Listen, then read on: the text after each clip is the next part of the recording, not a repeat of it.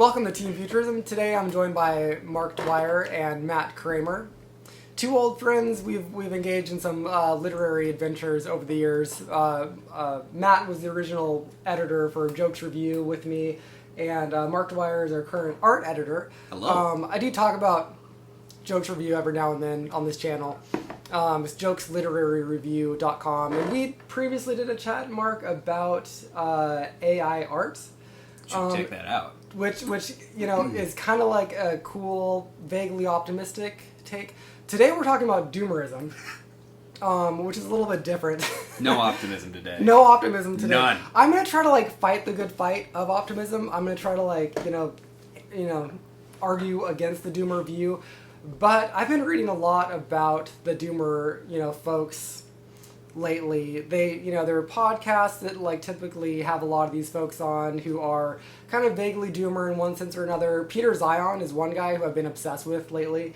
Maybe I'll tee it up like this, my view of the whole doomer thing, and then I want to get your guys' thoughts. But I was thinking about this today, where it seems a little bit like there are three different perspectives to doomerism. One is the Morris Bergman perspective, and he's the guy that we're going to talk about today, where he's kind of has this kind of literary and poetic take a little bit about the downfall of American culture, where he will reference the arts, he'll reference, famous authors, these sorts of things to have his perspective, which is what I do, interestingly enough. Then there is the Eric Weinstein take, where he is full on kind of talks in conspiratorial jargon, it seems like to me. Yeah, but he says a lot of the same things. And then there's a Peter Zion, who I've been reading his book and following him a lot recently. And he's more just the global analyst guy who comes to a lot of the same conclusions, but from just a purely global analysis. No, there's no poetry, there's no conspiracy theories, he's just very straight down the line. I resonate with him the most, so I might be channeling some of his arguments today. But do you think that that's kind of a fair analysis of the doomer world, or do you kind of see that differently as a genre of thought? I don't think that that's a bad categorization.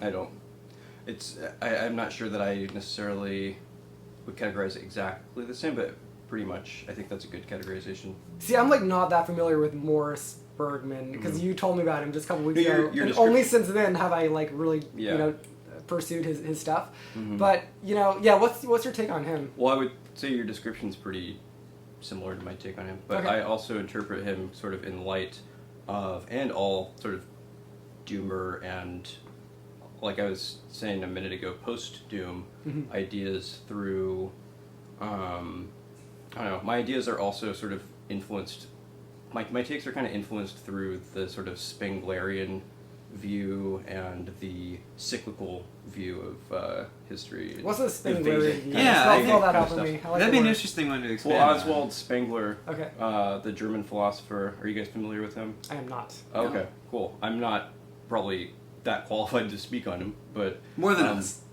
Maybe.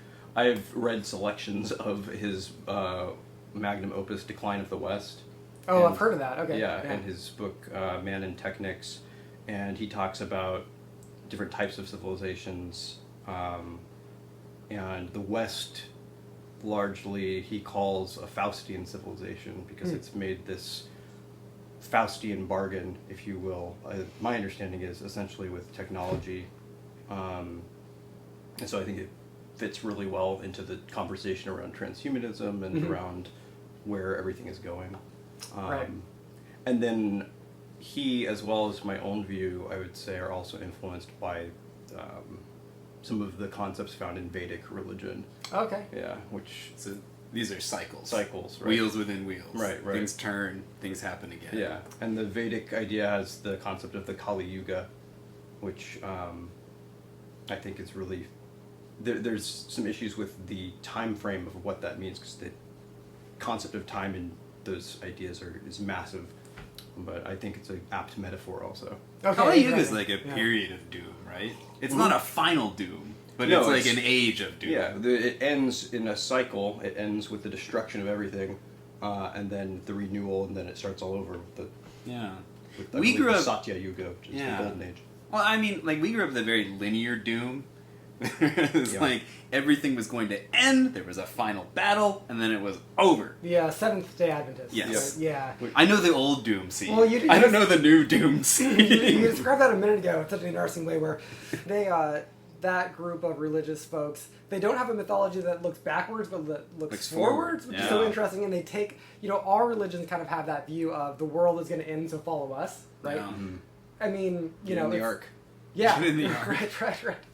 So, one thing that I just want to throw it out there early on in this conversation is a criticism of Bergman that I think is a criticism of a lot of those other views, and also I paint Bergman as the guy who references literature and this sorts of things to make his points kind of resonate. Again, that's what I do in my writing, so I'm not knocking that as a critique or as a perspective, but when I listened to him on a couple of podcasts, and one critique of him that just was just screaming to me in the back of my mind, he sounds like he never read Guns, Germs, and Steel. Are you guys familiar with that book? Yeah, familiar, but I admit I haven't. Jared Diamond. I admit I haven't read it either. So he has this view, and this is very much channeled by Peter Zion, that it's kind of no surprise which countries throughout world history have done well and which have not, and it has to do with natural resources and your ability to have deep water ports, things like this. And from this perspective, America can't ever be a poor nation. It's absolutely impossible for us to be a poor nation because of globally no one can invade us because we're on both sides of the coasts. We have tons of deep. We have tons and tons of. Well, compared to any other country in the world, right? How we're not Poland, in other words. Yeah, exactly. We're not landlocked on both sides of the ocean. You have two oceans, huge oceans, big mountains. We have our greatest asset is the Mississippi River, where we're able to transport grain from the north to the south. There are fertile plains. Fertile plains that Purple mountains of majesty. Indeed. There are countries from California to the New York Island. Maybe to take an extreme example of where I know I could blather about this for a while, but to take an extreme example to contrast with America, I'm blanking on the country, but in South Africa, there's a country on the west side that, because of the way that the country is structured, they can't have a port. There's no foggy coastline, beaches, and there's no place to have a deep water port, and so they can't trade with the world. It's absolutely impossible, and because of the sand dunes, they can't put up railway throughout their country, so they've never grown. And the millennia of humanity, they can't grow. America is the opposite of that. We are just blessed with every single possible advantage that you could ever have in a country. Mexico is fucked for a lot of reasons because of this too, because they're so mountainous that they can't have rail seamlessly go into the north or to the oceans, so their biggest city's kind of landlocked, and that fucks them internationally in terms of trade.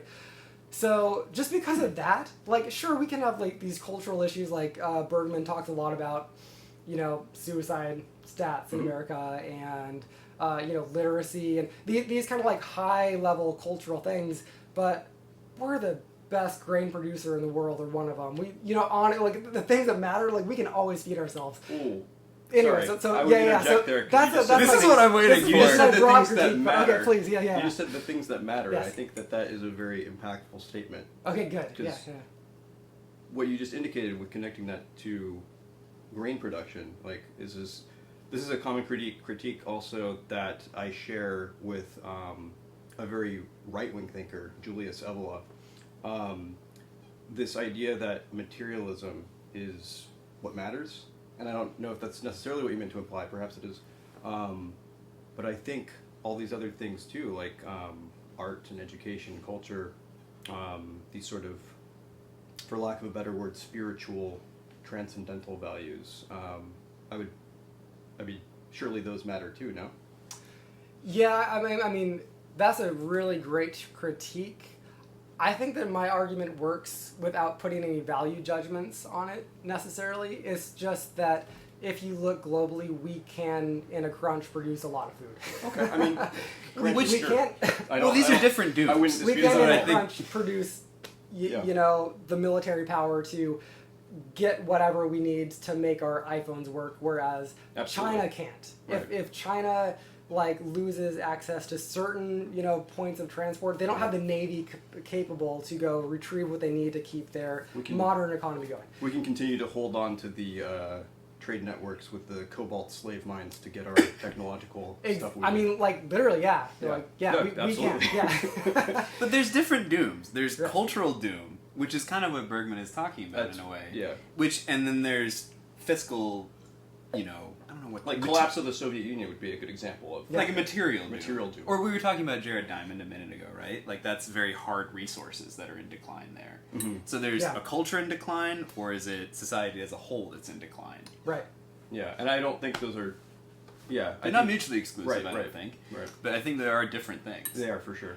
They're different but kind of the same because this is like definitely connected. This is why the Bergman thing I think is relevant of a critique of him, because he will imply with everything suicide's out of control and we elect crazy politicians, ergo our fate as a nation is in decline. Yeah. And then he says that broadly without being like, we're gonna produce less cool films next decade, or you know what I mean? Like we've gone through these very horrible struggles in the past, and it's always been kind of like, yeah. And then like it was very hard for us in like the '60s. So in the '70s, literally we made the best films ever. You know what I mean? Like that's also a perspective.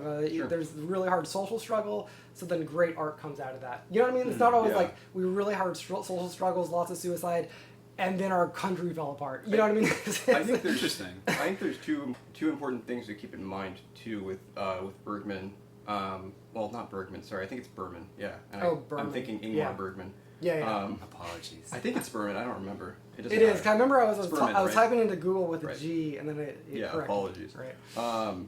But yeah, one thing I think that's interesting with I think Berman's book also speaks a lot to the idea of American culture as a global hegemon, too. Right. Because I think it's fairly well, I think the argument can be made that the world at large is a global American culture, and Peter Zion gets into this thing too about how this is declining and to an extent, and China is about to rise and all this. Well, no, he says China's about to fall, and You're America, right. France, You're right. and maybe one or two other countries are going to do well. You're actually. right. He talks about you're right. He talks about America kind of doing well in a new way, like reframing the whole European like theater and post stuff, too. globalism, we can get what we need. Virtually no other country can. Is his Right. argument? Yeah. Right. So it's going to be, I mean, so from that frame of view too, I think it's important to point out in this conversation that this could be, materialistically at least, an optimistic future for America, but rather hellish for the rest of the world, where Yeah. a large portion point. of people live, which is Right. China and India, especially right now. That's where most of the people live. Currently, In Africa, right? and Africa, Yeah. which is, which is going through very much neocolonialism with China at right. the helm. Right. And then the other thing that I think was important to point out too is so this idea of America as a global culture, and then the other thing to it that I think is interesting to note is it's I don't know, like America's only been around for a little while is the other thing that I would want to say. Like you look at the Roman Empire or the Egyptian Empire, these other phenomenons that have existed in the past, or even the British Empire, and they lasted for thousands or hundreds and hundreds of years respectively. Right. And we've only been a nation, for less than 300 years, and then a culture as a global culture just really since World War II. Right. And then the so-called triumph of neoliberalism at the end of the 90s. So I think it's important to keep that in perspective too, that it's a very short timeline that we've had here. That's yeah. fair. What is your guys' take on like doomerism in terms of, I guess, our culture? Do you think that our culture is just on this downward slide where, a good example is the quality of politicians we can elect, right? Fair point. Seems to be going downhill. I think that's definitely going downhill. Our social media is eating away at our kind of like our soul a little bit, for our youth especially.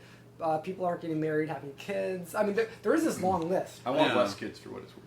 Okay, well, part of my commitment to Doomer, the post-Doomer world, is I'm in favor of a massive reduction in human population. this is maybe we'll turn to this, or maybe we'll do it now. But I would love to. Let's just do it now. This Let's is good. Okay, so I've like jumped on the, I guess it's the Peter Zion and the Elon Musk train of need. Fucking hate Elon Musk. I'm not. There it is. I was a fan until the Twitter thing happened. I think he's lost me and a lot of people, but like really, really great arguments about why the decades we're going to go forward, into is, and especially for China, it's going to be hellish because of the population decline. Yeah. What say you about that? I'm sure you're familiar with this. So yeah, what say you? So true. However, I would also argue that it's become hellish because of the post-industrial population boom. I would argue that the initial way that humanity lived for thousands of years, I'm not necessarily advocating that we go back to pre-industrial society, although I do find those arguments interesting, and I have a lot of sympathy with people like Derek Jensen and the Earth First movement and these kind of ideas. Back to the land. Which would advocate that. My thought is that the only way to actually make that happen is with a lot less people. And I would argue that the catastrophes to the natural world already are hellish. Like, we have massive extinction. We live in what's being termed the Holocene, right? Where humans are, we've lost a ton of species globally. The environment is poisoned, really. Like, new job I'm working now is in doing technical writing for a water engineering company. I'm learning about PFAS, all these chemicals that are forever chemicals that are in the environment. water. Right. Yeah, and they're in us now too. Yeah. And they can't be extracted.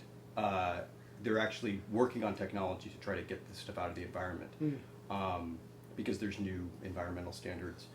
And they recently, I believe it was the EPA recently found that the original estimates they had in what was safe for those levels was drastically higher than what it should be. Whoa. Excellent. Yeah, like excellent. Drastically. That's great.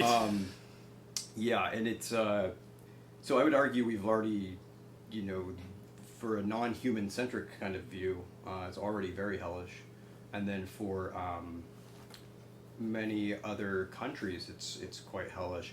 But I think that I'm probably going to lose compared to what? In the sense that life on Earth has always sucked, whether you're a human or a gazelle. Always, always, always. And environments always change, and not always for the better. The Sahara used to be, obviously a tropical forest, and now it's the Sahara. Right. This is inevitable. Take humans out of it. The time scale slows. Right? To an extent, it's inevitable. I think that... Yeah, a time scale slows drastically, obviously. First of all, are we on the same page with believing in human-caused climate change? Oh, absolutely. Yeah, Okay. yeah. All that stuff, we're probably 100% aligned. Okay. Yeah. Yeah, so I guess I would argue as a value, I kind of hold balance to be a high value, balance with nature. Interesting. Yeah, so rather than what's best for humanity as a whole, I hold what's best for the balance as a whole.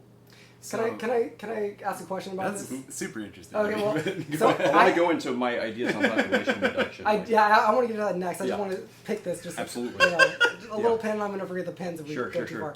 So we have a lot to discuss. Again, this is we do, which is great. Plenty of doom. So many of these topics I'm not well versed in. Me too. But somewhat recently, I watched an Adam Curtis video. I love Adam Curtis. Yeah, me too. It's fascinating, and I feel like every video I need to watch several times to digest them. But he had a thing about ecosystems, and there used to be this idea long ago in the towers of the universities that we need to make sure the ecosystems don't change because they're perfect the way that they are with the inputs and the outputs. And then they studied it and they realized the natural order is for nothing to ever stay the same. Sure. Everything migrates, soil changes its composition, rivers change their flow, and it's not even hundreds of years. It's by by the year, Sure. environments change. Sure. And so one thing that we were doing wrong as humans, trying to like, be good to the earth, was trying to maintain balance. Sure. And the argument was, again, I've not studied this, but like, that's not how it should be. We should like roll with the flow, and Mother Nature changes, and we should be like cool with that. I don't know. Well, do you have any thoughts about that? I would agree with you, Okay. But I would argue that that's not at all what we're doing. It's what kind of changes. I think Even is when the we, real even when thing. we, Right. yeah, even when we attempt to do good things for the environment, we are intervening. Do you mean like putting out forest fires? Maybe like we shouldn't do that necessarily. I don't know if I would Or- go that far. Yeah. I don't think I would even state anything specifically because I'm not an environmental scientist and I don't know enough to make a informed statement. Right. But point being, like, when we're creating dams and just massively changing the environment, we're already putting an impact. And then when we go back and we're like, oh, these chemicals that we've released are a bad idea. Oh, let's engineer this algae to eat plastic and put it out there. We You're don't know still what's gonna doing do. stuff. Yeah, Yeah. we're still Right. doing You're stuff. still messing so with it. even Right, if we're right. if we're trying to bring it back into balance, we're still intervening more than we ever did before the Industrial Revolution. Yeah. So I would argue, the merits of the Industrial Revolution are its own topic, but I would argue that in this instance at least, either which way, we are intervening more than we would have before. So Right. it's hard to say that we're negatively impacting the kind of the flow of things by intervening to try to stabilize it. Right. Yeah, I don't know. So probably any rational person is on the side of just trying to, going forward, have humans have less of a touch on systems. Yeah. Is that because I'd everyone be in probably favor agrees of with that, minus like big corporations, right? Big corporations probably have issue with that. Well, that's all very interesting. What was the grand point you were getting to? Well, I think yeah. I derailed you a little bit. Yeah, a little bit. It's okay though. Yeah, sorry about the that. thing I was going to touch on, because you brought up how kind of hellish it's going to be for China for their population decline. Right. Okay. Yeah. What Population. I wanted to note there is, I believe at some point, no matter what happens, we will have a population decline. I'm very much of the school of thought that overpopulation is a huge problem as an impact on the earth. That idea is really out of favor with a lot of people today, especially Elon Musk and people like this and Peter Zion, who are really concerned about. You put me in that camp. I haven't Yeah, made my case sure. yet, but yeah. And there's a case to be made for that regarding human suffering. Right. However, again, going back to this idea of balance with nature, I think that we are out of balance with nature theoretically to humans' favor. I think in the long run, it's less suffering to have humanity be more in balance with nature. And what I mean by in balance with nature, I mean like we should not have 1 billion people on the planet, much less 8 billion. I think we should have, at best, a few hundred million. Now, But I mean, that's arbitrary, right? it's arbitrary. Yeah. It's arbitrary. Right. That's a number I'm just pulling out of the air. Because I mean, like 10 billion are all Right. equally arbitrary. Sure. Sure. There's a technique with soil that I forget what it's called. It's something that was invented for enriching the soil in the late 1800s or early 20th century. I think I heard about it on Eric Weinstein's podcast at one point, and my understanding is it's what's allowed us to produce industrial agriculture on the level that we can now to Right. sustain the population we have. Right. This is nitrogen fertilization. Something like Yeah. that. Something like that. You And can take nitrogen from the yeah, air. I'm more of the school of thought that we should have a population level closer to what we could sustain before that. Oh, like why? For just environmental reasons? Is that Environmental the- reasons primarily. I think So that do you- I think the population level we have now is directly impacting the levels of extinction, quality of life as well. I think that mentally and biologically, we're meant to live in an environment that's not polluted with chemicals. We're meant to live in an environment where we have space, where everybody can have See, land, and we're not on cities. Oh, like these are the interesting things where I want to argue against a little Sure. bit, Fair. because these framings to me, and this is what's so interesting. I think subtle framings are why people do kind of diverge on these topics Sure. a little bit. Sure. So like the word there, meant to. Mhm. My framing of humanity is that we are meant to tell stories and build things. We are building our own universe. Like we're like the conscious thing in the universe, and we are building it to shape our nature. So any way you can That's what we exist are is a meant valid to. human That's what we were way. meant to do. we're not meant to conform to nature. We're meant to like rise above nature. Ooh, yeah, I strongly disagree.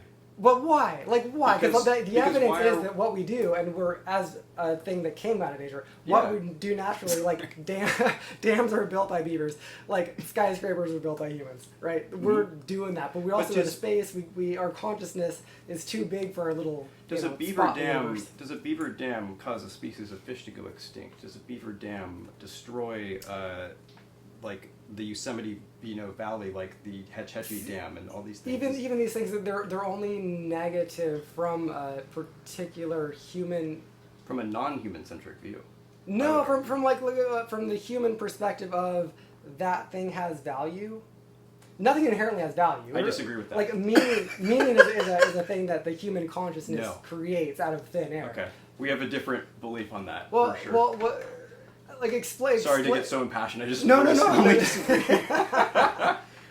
This is what I love. I love the divergence. No, it's great. It is very fascinates me. It's weirdly subtle. Sometimes, but yeah. Well, that's what I think is interesting about your point about Yeah. finding framing. Like, because I agree that framing can be where disagreement occurs. Yeah.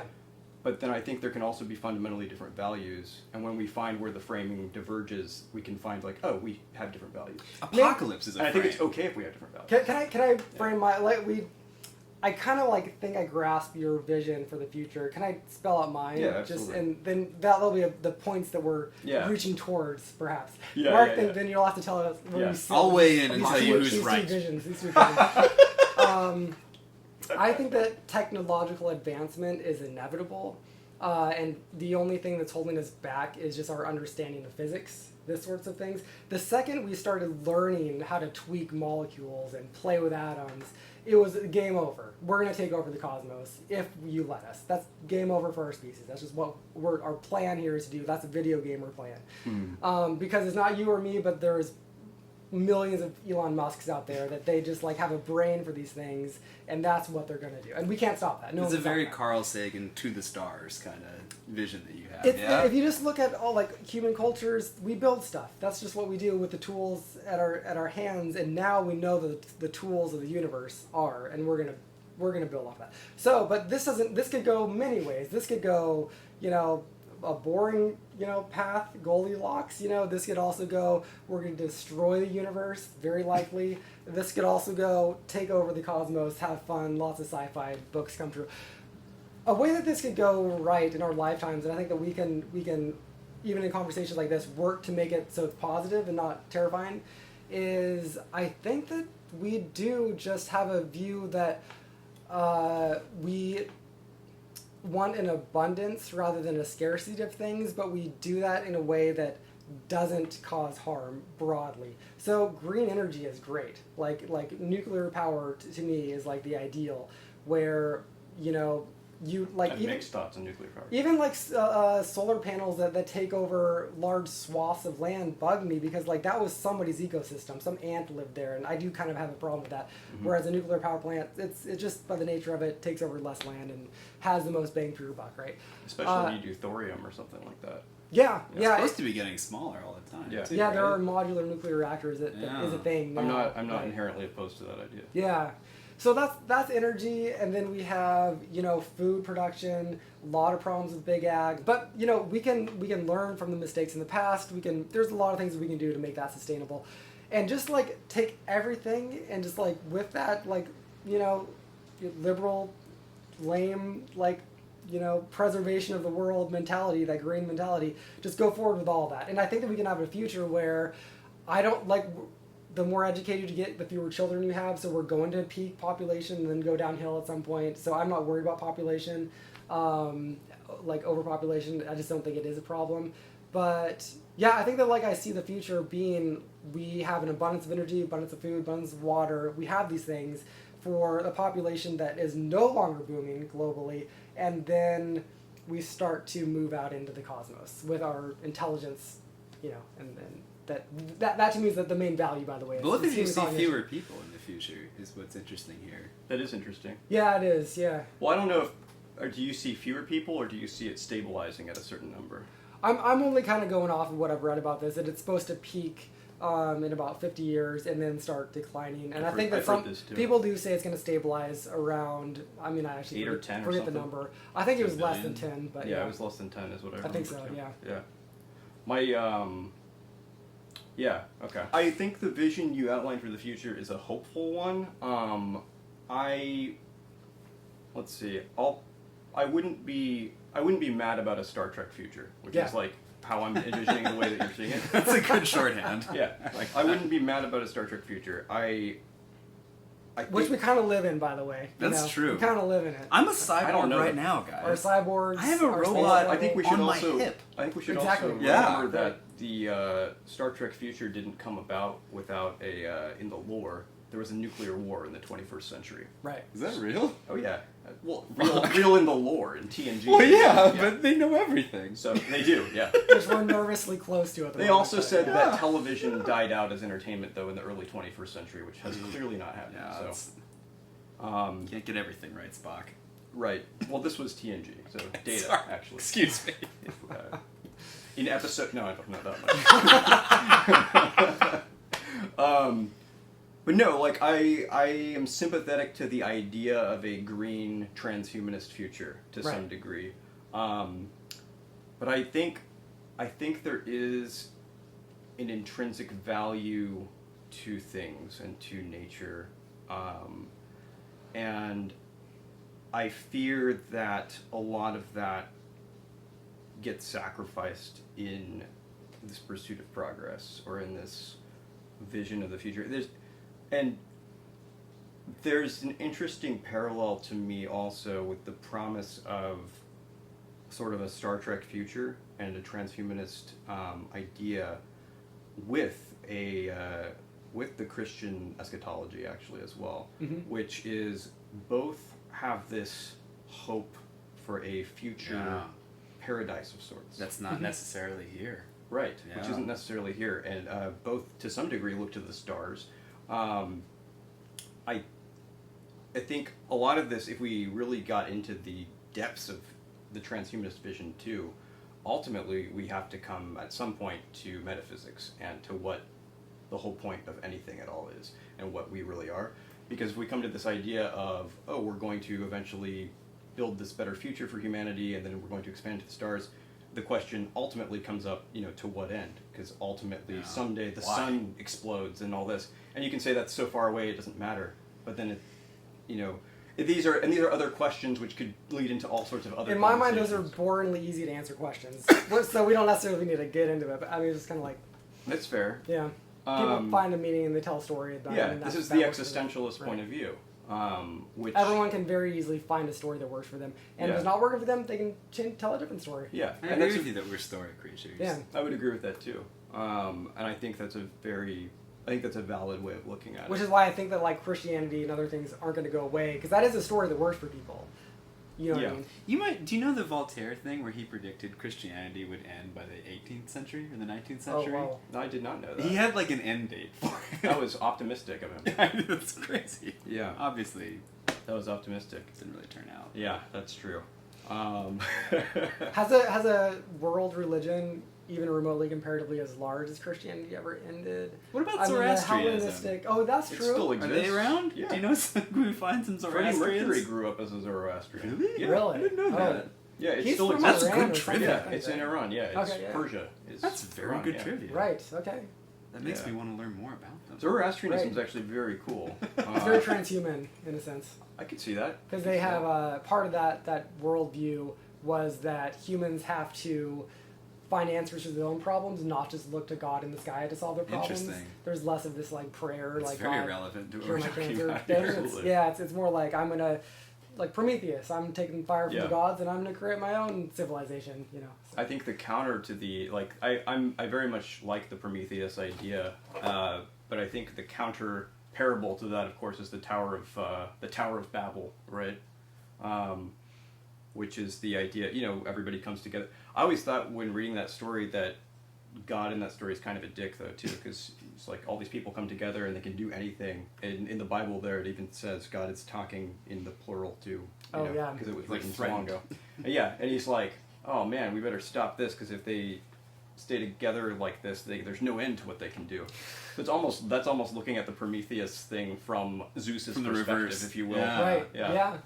Well, I wanna ask. This is a bit of a pivot, but I kind of want to ask just on a practical level. I don't know inherently if, let's say, my vision of the future versus yours. I don't know if either of them really have an answer to teen suicide and depression because of smartphones.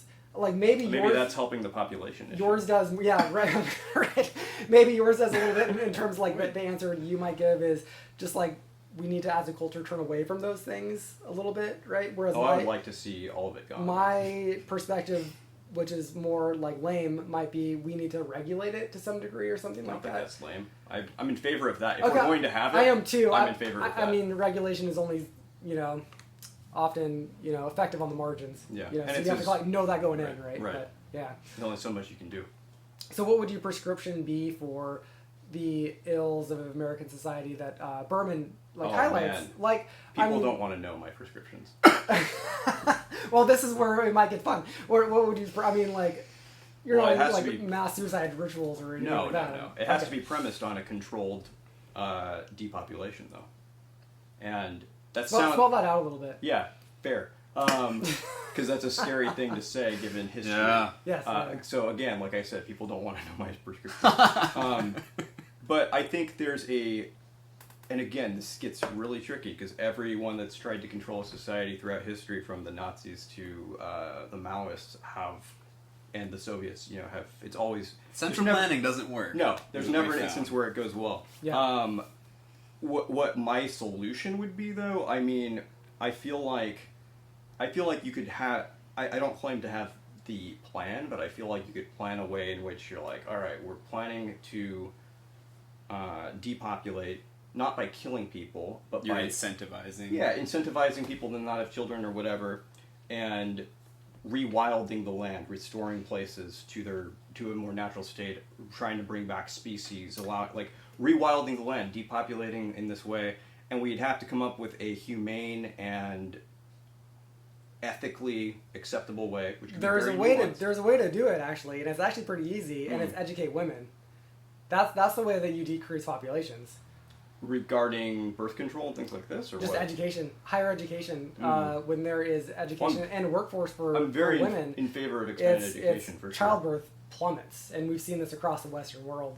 I think we'd have to get into what the actual correlation of that is, though, because I agree with you. But you're thinking that it's enough to get us to the right level of population that people will kind of decide. I just think that in the right way. education is inherently a good thing, and if it has as a result that there's women are no longer having 7 kids, then that's a pill. I think better or worse you gotta swallow. I think some of that, though, is because of how it's inherently tied into the industrial capitalist system, which is they get educated, they have less time to do these other things, and they go into the workforce, and they're, which is just the world we live in now. But it's also, then you're hyper sort of pressured to have to achieve and do these things, whether that's what you want or not.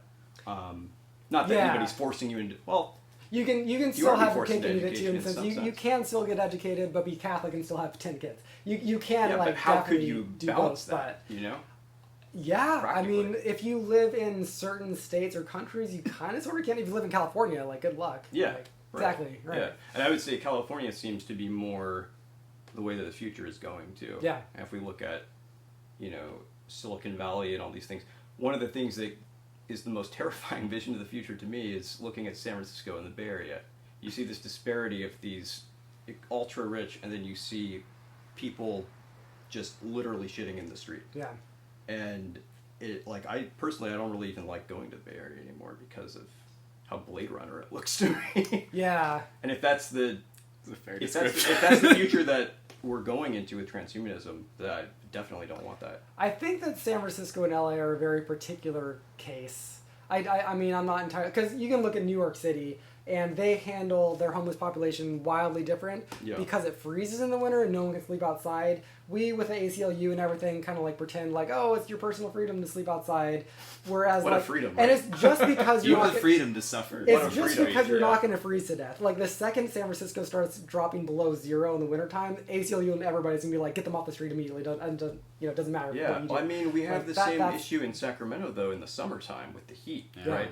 And Oh, you're right. and it's Yeah. weirdly framed, though, again, like you said, it's weirdly framed as like, oh, don't bother the homeless people, let them be homeless. And it's like, This we have is to find a solution for these Yeah. people who are suffering. this is particular to the California ideology, which is that live and let free, be cool, man. Yeah. That's built Yeah. into the ethos of this particular Yeah, state. it's very libertarian. I think that it is, yeah, in this very Silicon Valley even. Yeah. I think that is particular It's very to Indeed. yeah to the California thing. I mean, I don't know. I was recently talking to a guy who lives on the East Coast, and we were talking about he worked for Michael Schellenberger on his campaign a little bit, and I was asking him, well, how's the homeless population out there? He's in like Virginia or something. And he's like, oh, it's not even a thing. Like it's just kind of like, yeah, there are ways to do this. I was Yeah. like, okay, all right, that's a good perspective. Yeah. You can help people if you want to. Right. Yeah. Yeah. If you prioritize it as a society.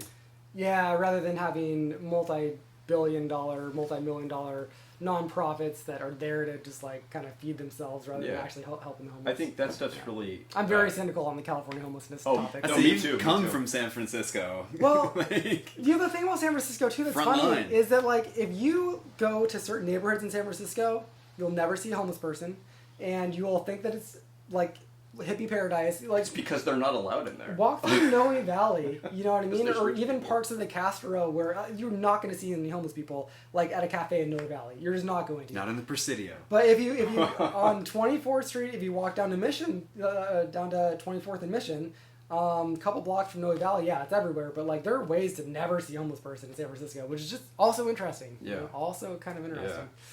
Which is also kind of the policy that people put in. Yeah. The policy just addresses the visuals of It's the the problem. NIMBY thing. That's Yeah, not it in my totally backyard. is. As long as I don't see it, I don't it's want to not see the there. problem. Right. Yeah. Move Right. the problem away. Right. Problem can be by the side of the freeway. So we've somewhere talked else. a lot about I think the Berman view and maybe a little of the Peter Zion view. You know, we haven't, you know, the third person on this triangle in my mind was Eric Weinstein a little bit, and he's like the conspiratorial person in this view. No. Where Yeah, he's he's a very little bit about like He's a nut. I think he's kind of a genius, but in that case, exactly. I think he's a Agree to nut. disagree. I I'm think- so interested now. I I don't think know he's this person. Oh my god. Consider yourself lucky. Well, I'll throw it out there. I have less than zero respect for Brett Weinstein, his brother. I have a lot of respect for. Is Brett Weinstein Respect is the wrong word. Is he the COVID conspiracy one? Yes. Okay. The that's Iowa who, guy. I'm sorry. That's who I'm thinking of. Okay, yes, yeah. So Brett I take back Weinstein- what I said about the other one.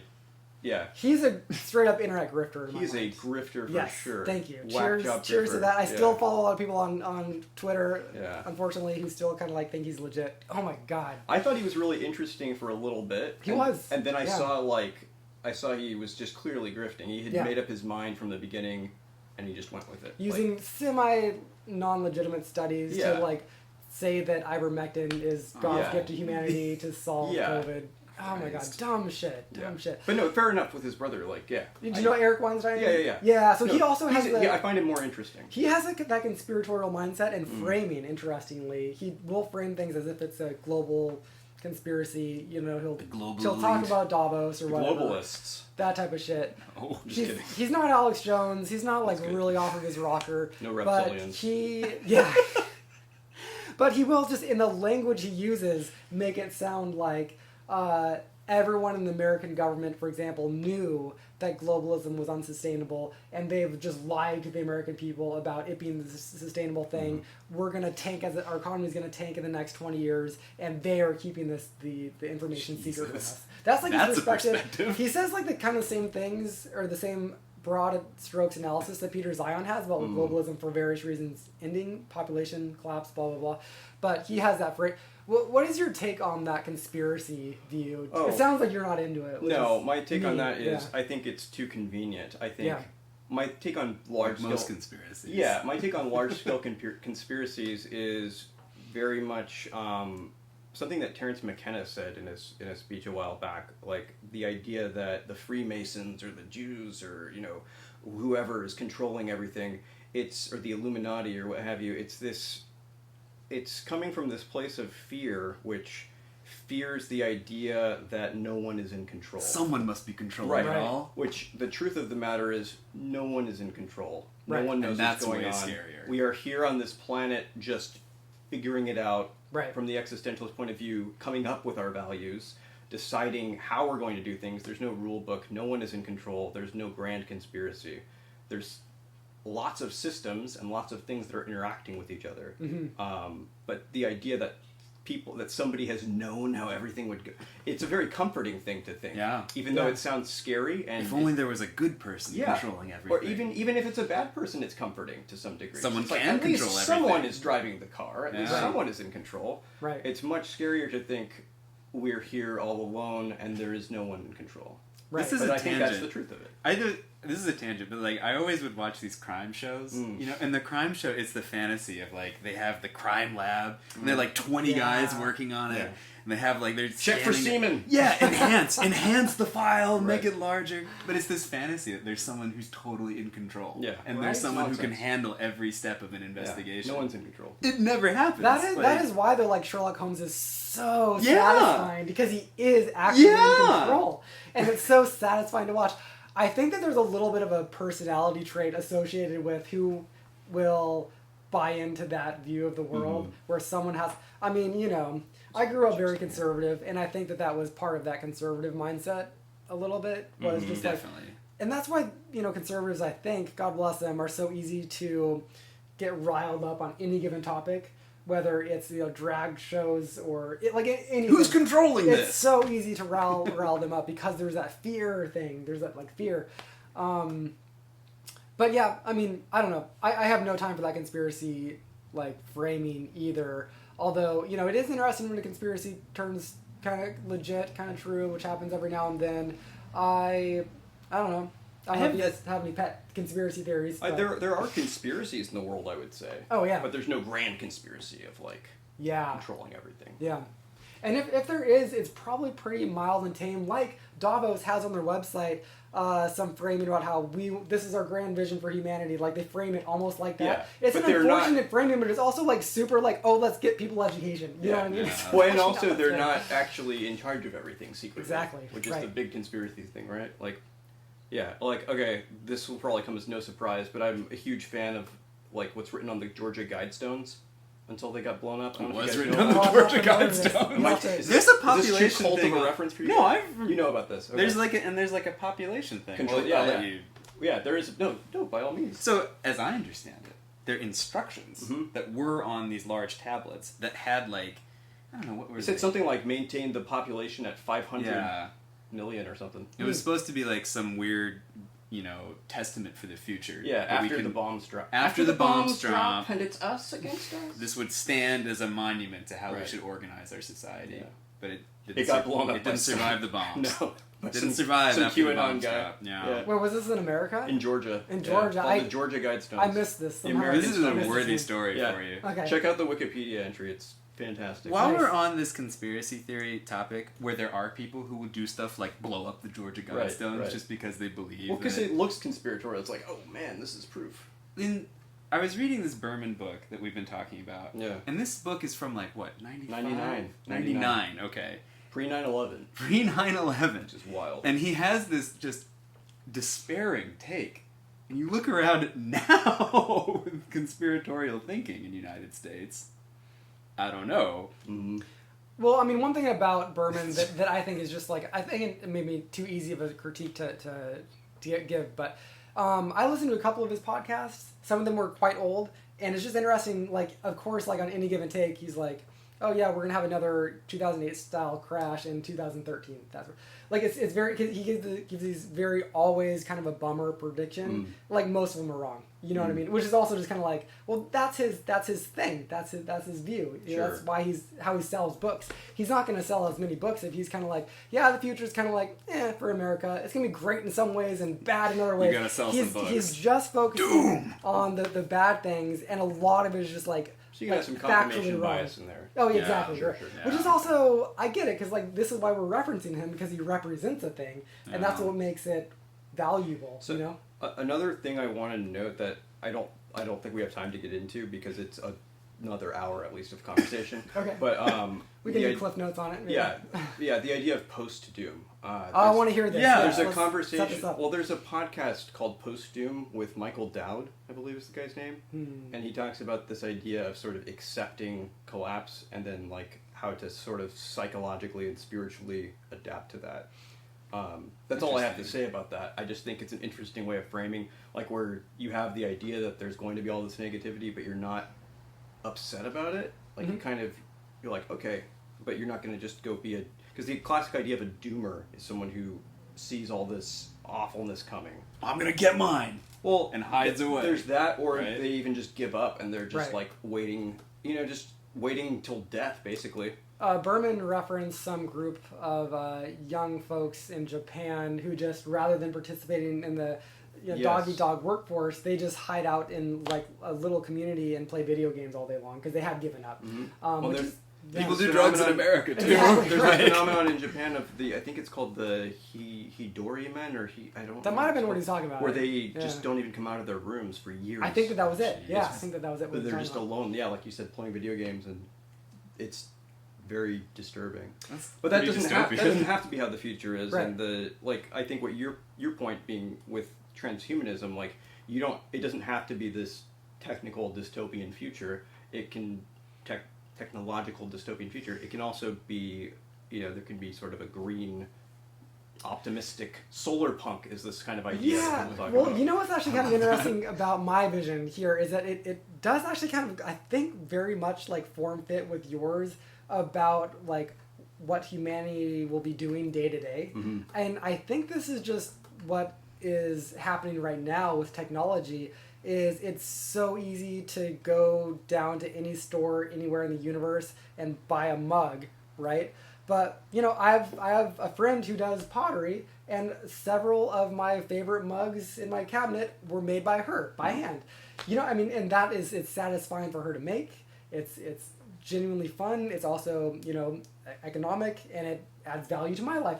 And maker culture is awesome, and I think that as technology presumably takes over more and more of our lives, maker culture is gonna just keep exploding. There's value in making You know what I things mean? ourselves, even if We're we can't surrounded, make them easier. by a lot of paintings. I'm gonna join you on this. the maker thing. I hate to break it to you, Mark, but it's not like you can't, just I can't argue with that print at all. out a picture, from the internet. No, I Like, know. It's so much more valuable We got to make. Chat it, GPT now as writers, like Exactly. Yeah. So our thing's gonna go away too. But like you said, the maker getting us culture all. thing, where it's like, oh, this is cool. This has inherent value because it was made by a human. So, Right. I'm right now. I don't want to, kill this tangent to death, Yeah. but I'm right now writing a piece for the Jokes Review blog about Nick Cave's coffee table book of all of his notebooks. Oh, nice. And it's like a cool I'd be really coffee table book, and I really like it. But my take on it Yeah. is actually that like flipping through the coffee table book is kind of lame because it's this cool notebooks and it's fun to see his handwriting, but it's on this glossy page that's mass produced, and That's it's actually. interesting. And my take is like You feel like inauthentic authors with it. like save your journals because they are priceless. Yes. Like even if no one will ever see it, like that's the cool authentic thing, and it's just like inherently. Like so, it's gonna fade and it's alive. Whereas when you put it online, and it's just not as cool. It's just not. You're gonna want to flip through it, not like live it. Yeah. And that's just like a fact of life, I think. yeah. Anyway, that's. I'm what never happens going to here. argue with you that the thingness of the thing has value. That Oh, the thing yeah. attached to its Right. story has value. Yeah. Right. I think we all agree on that for sure. I mean, this is just a note in my piece, but the most expensive book ever sold, I think, still to date, is Leonardo da Vinci's text that Bill Gates bought for like $30 million. Wow. I mean, like no one's buying like. You go online and you just look Yeah. at the same thing, but he bought it because it's the awesome. thing. It's a Yeah. thing. He touched Yeah. it. That's. Have you done like a rare book auction kind of thing? Looked at all the rare books? No. It's a really neat thing. And it's the Is it- same thing. Like you could get a thing at Barnes & Noble. It's the exact same text. But it's neat to see a first edition. Interesting, yeah. I don't know. I'm with you there. That I it's have a cool couple of to see first the editions thing. that I do like very like just inherently value Yeah. very highly. Doomerism. how do you wrap this up as a topic? Can I jump in here? Because I think I Yes. see... If I'll summarize my opinion of Okay. the two dooms Yeah. that I hear Yeah. here. Give us the word. So, it seems to me that what Matt is talking about is a kind of like back to the land thing that's necessary for the future. I don't think it will happen, though. It won't happen necessarily, but for there to be a good future that you can imagine is like agrarian, there are fewer people, there's a closer relationship with nature. It's one good future. It's almost like a going backward kind of thing, right? I would frame it a little differently. Fair So enough. I think there is no way to go backward, but I would That's say there might be a way Just to kind of go... what I was going to say. Yeah, Like, I would say there might be a way to go forward to the land, if you will. Forward to the land. Yeah. Because what Pete is talking about is very forward thinking. Yeah. Like, no matter what kind of environment that people can live and make stuff in is valid, in your vision, I am hearing. Yeah. So, sounds good. it doesn't necessarily have to be in relationship with nature as things were in traditional times. Right. You envision a future where you can find and make value in different ways. Right. Yeah. I would say that's true. Yeah. I mean, I do think that we are, not to get all reductionist about it, but we are, just pieces of chemistry and biology that we do just like to get the dopamine drip. You know what I mean? That's we're kind of there for the dopamine drip. But I think that like the most satisfying versions of the dopamine drip are out there in the real world. Yeah. Which is where I kind of meet. I think we can agree. I think we can halfway. agree on that last part of the statement that you Yeah. made. Like I don't think we agree necessarily on what we are in essence, like to the reductionist point of view. But I think we agree with that. Can I ask? You said just a second ago you don't think that's how the future is going to go. How can I ask? How do you think the future is going to go? I think the future is going to go much more the way that you are believing it's going to go, but I think it's going to be quite dark. Well, I don't think it's going to be a solar punk future. I think it's going to be a Blade Runner future. Okay, well this is I think where it's going to be a Matrix future. I think the algorithms Okay. are going to become supreme, and You see bad stuff on the horizon. I in see. other Yeah, words. oh, yeah. I'm not even fully like in disagreement with that. I mean, my one point that I would say is there are, oh God, what's the number? 8 billion souls on the planet Earth right now. It's a fraction of them that live well. And so it is the ultimate hell for the vast majority of people currently right now. But it's kind of a better hell than it was even 100 years ago. But it's still very bad. This is the Steven Pinker thing. I think that could be argued. In India, I think I forget which city it was, but one of their major cities, there's a slum that is larger than the population of New York City. And it's 1 in 50 people has a toilet. Right That's now. pretty bad. Population Manhattan. Very Yeah. bad. And that's the we're not even talking about like access to And what was it food like there and 1,000 water. years ago is my question. Was it worse or better? And that's the thing. I think it was it's probably still better. hard to be a subsistence farmer. Arguably, really, maybe better, but yeah, you're tied to the land in the sense that you're going to experience a famine that's going to You're wipe gonna out have, the you're gonna have population more of a overnight. relationship with the land too, though. You're going to respect it and revere it. And the land might strike you down. It might. The land might Yeah. swipe you off the It might. earth. Child You might mortality was suffer. probably, It might. it's 100 years ago, child mortality was 50-50. Your Right. kids are going to die.